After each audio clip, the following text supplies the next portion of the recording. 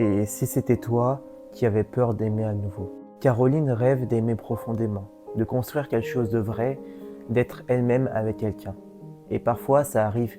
Quelqu'un entre dans sa vie, quelqu'un qui l'aime pour ce qu'elle est, mais au lieu d'ouvrir son cœur, Caroline prend peur. Elle doute, elle s'éloigne, elle cherche des excuses. Dans sa tête, elle se dit « Je ne ressens pas vraiment d'alchimie, ce n'est pas vraiment le bon moment, je ne suis pas prête ». Mais au fond, ce n'est pas de l'indifférence, c'est la peur. La peur d'aimer, la peur d'être blessé, la peur de souffrir encore. Alors si Caroline c'était toi, voici ce que je te dirais. Tu t'es protégée et c'était normal. Tu as fait ce qu'il fallait pour survivre, mais aujourd'hui, ta protection est devenue ta prison. Une phrase que j'adore est que choisir de ne pas vivre l'amour par peur de souffrir, c'est comme choisir de ne pas vivre par peur de mourir. L'amour sincère n'est pas ton ennemi, c'est ta clé pour te libérer.